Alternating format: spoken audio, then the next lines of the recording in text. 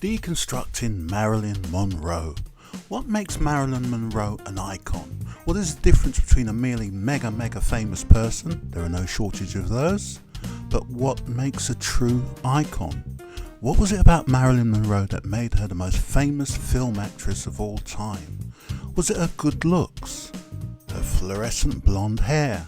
Her buxom figure? Her seductive voice? Her uber feminine mannerisms? Her fabulous acting? Maybe not the acting, but your Aunt Doris has many of these qualities, but the last time we looked, she wasn't an icon. We need a conceptual tool to define the icon. For this, we need the conceptual tool of the before and after. What were the socio-economic conditions before Marilyn Monroe, and how did they change forever once the icon had arrived? Most of us know the bald facts about Marilyn Monroe. Her real name was Norma Jean Waterson. Born in 1926, she spent most of her childhood in care. By the 1950s, she was one of Hollywood's biggest female stars. Sadly, she died prematurely in 1962 at the age of 36, officially of a drugs overdose. The zenith of her career was relatively short as an above-the-title film star from the 1950s to her death in 1962. But once Marilyn had arrived, if you were an actress and you wanted a career, you better have something of Marilyn Monroe about you or you wouldn't get a gig. You'd have to be a Kim Novak, a Jane Mansfield, an Anne Margaret, a Scarlett Johansson, a Madonna. But in the 1930s and the 40s, there was nothing new or novel about blondes in Hollywood. In the 1930s, there was the first blonde bombshell, Thelma Todd, known as the Ice Cream Blonde, who died in mysterious circumstances in 1935 at the age of 29. In the 40s, there was Veronica Lake with her peekaboo hairstyle covering one eye. She'll feature again later in this deconstruction to prove just how emotive and symbolic hair can be. Now in the 1950s, there was Hitchcock's favourite blonde, the very elegant Grace Kelly, destined to marry European royalty.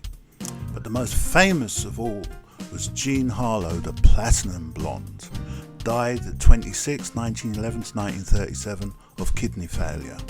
But still, the brunettes ruled the roost. There was Elizabeth Taylor, Audrey Hepburn, Ava Gardner, Sophie Loren, Loretta Young, and more.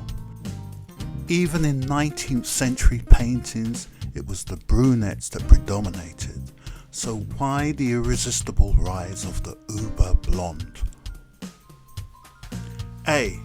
Marilyn's Hair Part 1, The Colour Blonde. Please like and subscribe. Thank you. It's hard to appreciate just how much the world has changed in our lifetime. With change comes anxiety. If we lived around the time of the Industrial Revolution, say 1760, our lives would be very much the same as people who'd lived 800 years before that.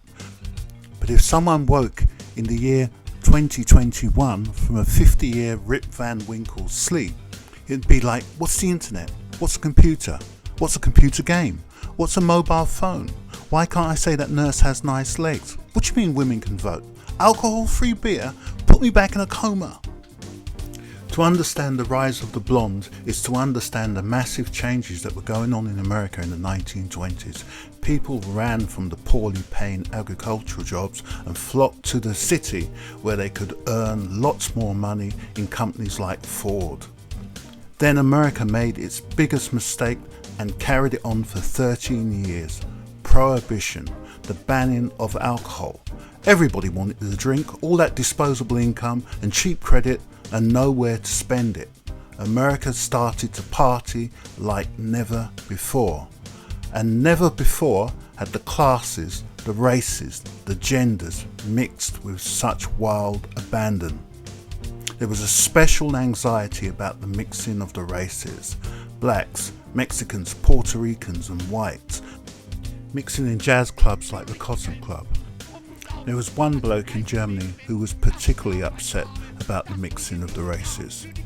So, we see the incremental rise of the blonde that could not be mistaken for any other race, than white and Caucasian. For an illustration of this, look at the way Marlene Dietrich is introduced to Cary Grant in the film Blonde Venus 1932. The scene is directed in a way that will make Marlene look even whiter and more distinct from the people behind her. This is not a new idea. See Edwards Manet's painting Olympia, 1863. B. Marilyn's Hair Part 2, The Style. Then came the Second World War. Men were away fighting, women had to work in the factories as part of the war effort. With all that machinery around, women's long hair became a menace, a health and safety risk. Veronica Lake, a blonde actress previously mentioned in this biog, she had this famous peekaboo style covering her right eye. Veronica Lake was convinced to cut her own hair as a role model for working women. The beautiful actress did it, but her career never recovered. The beautiful actress took to drink and was discovered working as a waitress in the 1960s. I remember telling a young writing class that hair was highly symbolic. It's not just something on our bonds to keep us warm. French women who collaborated with the Nazis had their hair publicly shaved as a punishment. When poor old Britney Spears was going through a bad time, she shaved her own head. When the Beatles used to shake their mop tops when they reached a crescendo in the songs, their female fans would wet themselves. The class was not convinced. A student came to my rescue. She said she'd only seen her dad cry once. Her dad had come home to find her mum had cut her luxurious locks into a more manageable bob without warning him first, and he just cracked up. Thanks, Nicola. 3, or C, Marilyn's figure. It's hard to believe that the shape of our bodies can change because of socio-economic reasons, but the British retailer Marks and Sparks, or Marks and Spencers I should say, will tell you they now stock larger sizes of bras than they did in the 1950s. During World War II, while the big male movie stars like Clark Gable and James Stewart were away fighting, there was the rise of the women's film, with stars like Bette Davis making some of their best films. The Great Lie, 1941, Now Voyager, 1942, Mr. Skeffington, 1944, are examples of this. Now, with all due respect to Bette Davis, possibly the greatest movie actress of all time, her slightly boyish shape was not the one the soldiers fighting abroad preferred. The Navy voted for Jane Russell as the woman they'd like waiting in every port in 1943. American pilots would put pictures of Betty Grable on their fighter planes in the hope they would distract the Nazi pilots for just a second so they could get the jump on them. There was also Rita Hayworth, Hedy Lamarr. These were women that could not be mistaken for any other gender. When the men returned from the war, women were smoking, drinking, wearing trousers, earning their own money, and generally answering back. Their images of Jane Russell and Betty Grable has now been replaced with Rosie the Riveter. Rosie the Riveter, a slightly masculine image, well, not masculine but formidable image, was used as a recruiting tool for women to work in the factories. Men all over the world were having a collective nervous breakdown.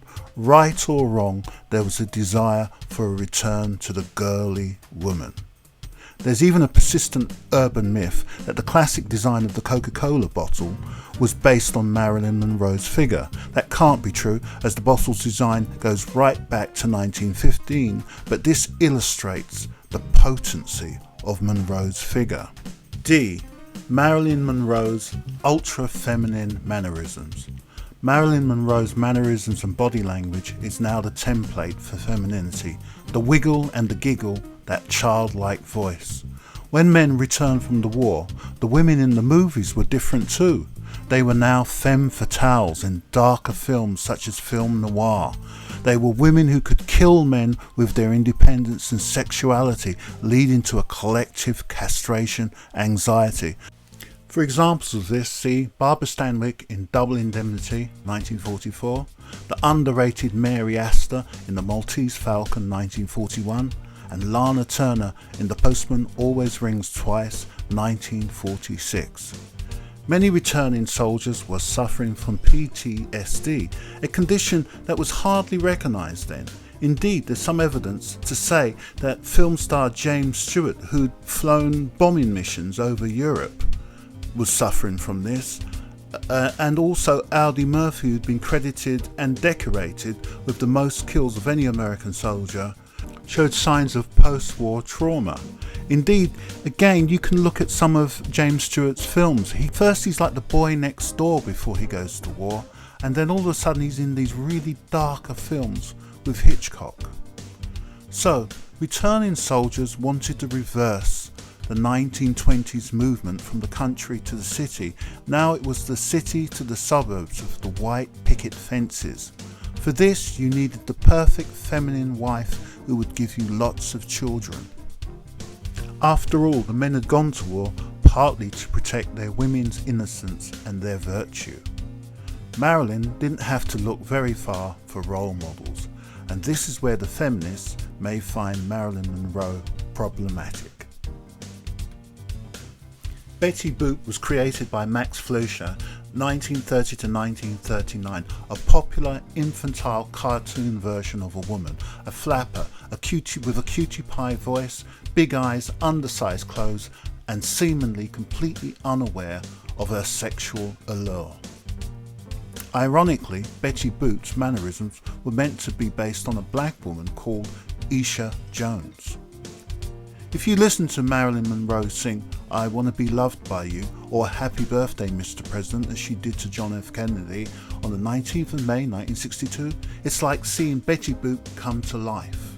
Another dodgy role model was to be Lolita from the 1955 book by Vladimir Nabokov, a still controversial book about a man who seems to be frightened of adult women and becomes obsessed with a 12-year-old girl. You could say that even the serious actress Marilyn Monroe herself was usurped by the sexy Marilyn Monroe. When you sit down on a wet Sunday afternoon to watch your favourite old DVD, there'll be a rewind moment. Hang on a second, wasn't that Marilyn Monroe? And it is Marilyn Monroe. There she is in The Dangerous Years, 1947. There she is in Scooby-Doo, what the title, 1948. And most famously, she's in Bette Davis' All About Eve. But it was only by the mid-50s that all the things we've discussed, all the economic and the social conditions were just right for her to come in now centre stage. Mitzi Gaynor, who was not wanting in the looks department herself, said she knew her days were numbered when she and Donald O'Connor were dancing like wazzocks around Marilyn Monroe, who was just reclining on a chair.